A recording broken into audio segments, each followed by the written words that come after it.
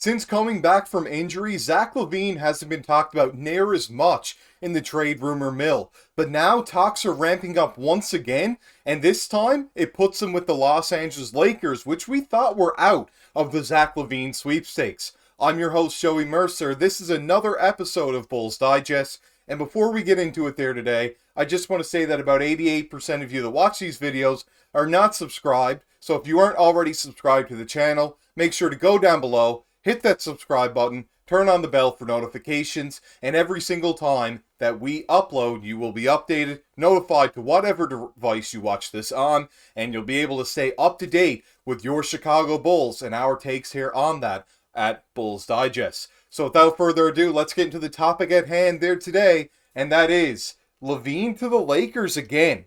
So it kind of seemed, since he's been back from injury over the past two games against Charlotte, that talks have kind of slowed down with LaVine being moved, and it seemed like it was almost going to be impossible to move him by deadline.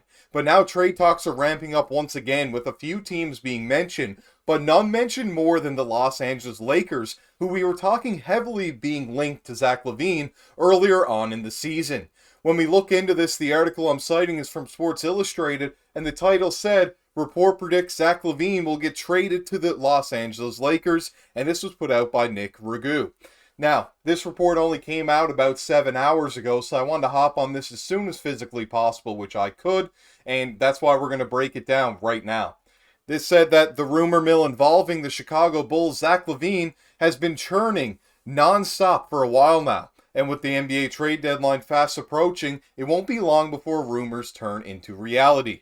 The Los Angeles Lakers are one team many insiders speculate in the mix to snag the two-time All-Star guard, including Andy Bailey of Bleacher Report, who believes the deal will get done between these two franchises. Now, Andy Bailey, I will agree, he has had some pretty outrageous takes and articles out there over the past few months, since the start of the season, really, when it comes to anything regarding the NBA, not just the Chicago Bulls or Zach LaVine themselves. But this report did seem a little bit more realistic, and he's not the only guy that we've heard in the past, or even right now over the past day or so, talking about Zach LaVine being linked to the Los Angeles Lakers, yet this is the guy that's kind of been at the front of everything. I know yesterday we talked about a completely different topic, and that article was ridiculous, and I stated that in the video. But this one right here seems a little bit more plausible. The next thing we saw was, do the Lakers have enough? The Lakers may not have enough assets to bring the Bulls front office to the negotiating table. Their most appealing asset is Austin Reeves, who the Lakers front office has hesitated to part ways with. However, Bailey believes the Bulls and Lakers may become desperate enough to make a move happen. Let me start by saying the Lakers simply may not have the goods to get LaVine, Bailey wrote. Now, it is true, Austin Reeves has been a player that the Bulls have seemed to have interest in, and Zach LaVine, the Lakers have interest in. Both parties are having a bit of an off season, but more so the Lakers. They made the Western Conference Finals last year, albeit swept by the Denver Nuggets, but they still are a team that we thought were going to be a contender to start the year, and their record just simply doesn't say that. They could use Zach LaVine as another scoring punch, as LeBron is getting older, although he's still a very great NBA player, and AD, you can't be sure about his health, and he is playing so many minutes this year, although he has been very good. They don't have that third guy to score the ball consistently right now, and although Austin Reeves is a solid NBA pro, he simply isn't the scorer that Zach LaVine is, nor the shooter, and that's just plain the way it is. He doesn't have the volume scoring that LaVine has, although his defense is much better. You're getting a better player if you're the Lakers in their situation, needing more offense out of LaVine than out of Reeves. Now, in the Bulls' return, Reeves could be a player that doesn't demand as many shots, that could fit our offensive and defensive schemes more so, even better, so it could be a win-win trade, and both teams being right there, hovering just below 500 a few games, could pull the trigger to shake things up in order to try to save their season, especially if you're in the hot seat like the Los Angeles Lakers. Next thing we saw on this was the second quote from Andy Bailey saying, but both of these teams could be pretty desperate ahead of the trade deadline. LeBron James is already taking his passive-aggressive swipes at the roster that has him under 500 on the season. And the Bulls have to know they've gone as far as they possibly can with the LaVine, DeMar DeRozan, Nikola Vucevic core. Now, Not really sure why that was so close together with the Nikola Vucevic spelling, but it is true. LeBron, sorry, has been very passive aggressive towards teammates. We've heard what he said to reporters, being very disgruntled, upset with him, and just saying that we kind of suck. He's agreeing that the Lakers are not the team they thought they should be, and this happened before. This team really reminds me of the 2017 to 18 Cavs when LeBron kind of put his say in. The team made crazy off-season moves, too many in my opinion to shake things up. Couldn't get any players back, made some trades that didn't really make any sense, and then blew everything up at deadline. I could see that happening again here with the Lakers, although I'm not really sure what they'll get back. It could be a similar situation. Like I remember the Cavs went out and got like Darren Williams, and like, oh, Darren Williams, he was a solid NBA pro, and he was completely washed at that point in time. I could see things like that happening for the Lakers this time around, although I don't know how many of those players are around in the league like that right now, but you never know what value we could get if you're the Lakers. I mean, they could be trading players that are essentially the same, just in different situations, making a push. Obviously, LeBron is not the player he was in 2018, although once again, still a very, very good player in this league. But I could see them being so desperate to keep LeBron happy and make him stay as long as possible that they make a move with Reeves for LaVine. Obviously, there will be pieces on the other side there to kind of make up salaries, make up value in the trade, things like that. But that is something that I could definitely see happening. The next thing we saw in this was the Bulls getting draft picks back and young talent.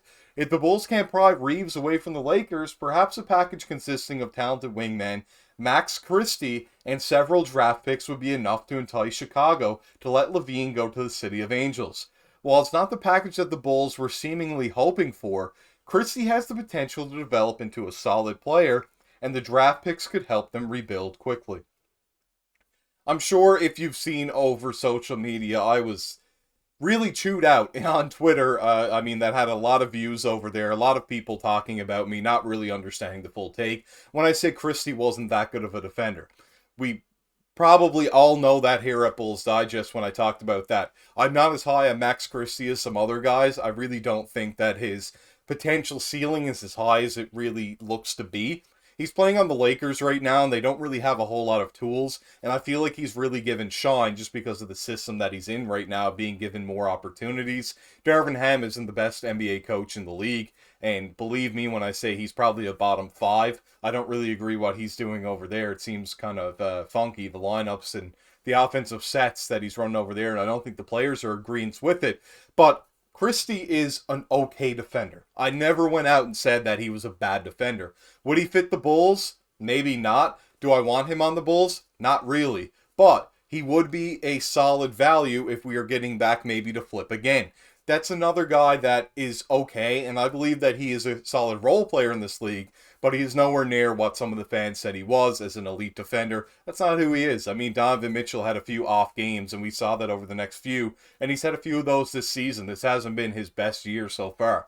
It wasn't just a collection of Max Christie. It was Max Christie and Austin Reeves in that game, and I'll still back that up. I mean, it's true. You watch the game. You don't just look at raw numbers. You look at the eye test. It's more than that one possession to end that game on that one, and there's more than that to Max Christie. He's had a lot of mistakes made as well. I mean, he reaches in, he gets a lot of unnecessary foul calls, and that's just what happens when you're young, when you're trying to learn in this league.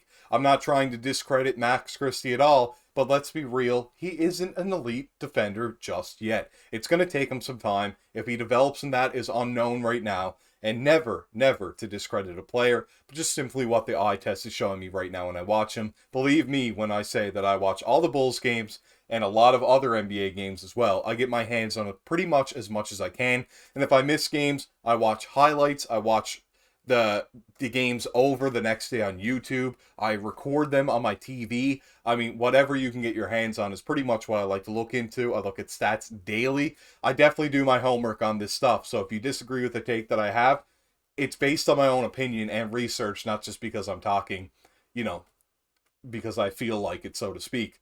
I do hope you enjoyed this episode today, though, and yeah, lots to talk about here in the next coming days. Will LaVine be dealt for Austin Reeves, or will it be Max Christie and picks? I could definitely see both of those situations happening. It could include everything and more on the Bulls side, and that is very plausible from me here at Bulls Digest. I hope you enjoyed the video. Like I said, go down below, like and comment on the video, And I can't wait to see you all in the next one. I hope you subscribe to the channel, turn on the bell for notifications, and I'll see you guys in the next video. Sign out.